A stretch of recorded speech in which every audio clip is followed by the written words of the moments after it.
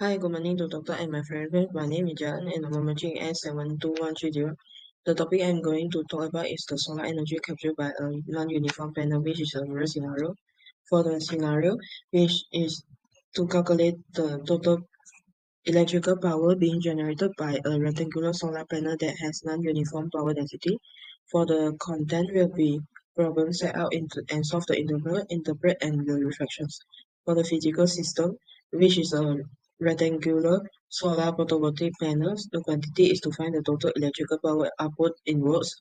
Why double integral will work here? Because the total power Q is derived from non-uniform density Fxy over the 2D area of R. The power output change at xy so that simple multiplication cannot work here since that Q is not equals to Fa. The double integral will work by the mathematically performing an infinite summations of the tiny infinitesimal contributions of area delta A, where the power density Fxy can be considered constant for that tiny spaces. So for the rebel, we can know that xy is the coordinate across the surface of panel, while fxy is to describe the rate of the power generations at any specific point xy. dA is the infinitesimal small pieces of area in dx dy. Though the entire surface area of the rectangular solar panel is R, Q is the we need to define. So we can write that since we haven't known the limit of the a and the b, so we can write that x equals to 0, smaller equals to x, smaller equals to a, while the y is the same, just we can change the a to b, while a is the width and b is the length. Double integral of these power density functions over the region R will give the total power generated by the entire panel. For the physical principle used in here is the principle of superposition, said that the total quantity of an extended object is the sum of the corresponding quantity of all its individual parts. It can be used to apply to the continuous distribution. This can be applied through the Siemens sums. This theory is used to eliminate all but one source of power within a network at a time.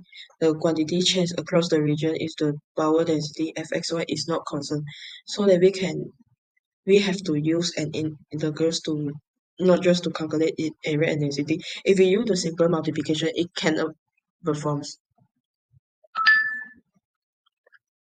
For the integral is we can write the equation q equals to double integral fxy dA. Hence, I use a equals to 1 meter while b equals to 3 meter, and can write out the limit is x is 0 and 1 while the y is 0 and 3. Then write the full equation q equals to 3 0 1 0 limit, and the equation is 150 minus 10 x plus y dx dy. The w is the units. Then we can solve the inner integral first. The inner integral is in dx, so we can use the equation 150 minus 10x minus 10y derived from the upper equations dx. So we can find out that dx equals to 145 minus 10y. Then we can use the equation to solve the outer integral. Then we can get the final answer is 390 watts. So in order to find the ideal power, we can use the equation givens, which means that the ideal power calculator is 450 watts.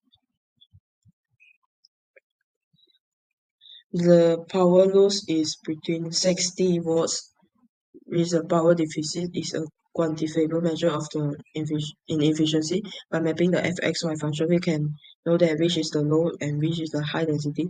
By using a calculus, we can move from the approximations to precise analytical solution. This enables the engineer to create more faithful digital twins of the real-world system. And the improvement is this model suggests that the density is lower as x and y to increase. For the reflection part, the double integrals force us to view the solar panel as a continuous system. So instead of stating it as a black box with a single efficiency number, we know that every infinitesimal patch will contribute to the final result, which varying the function fxy is important for the system thinking.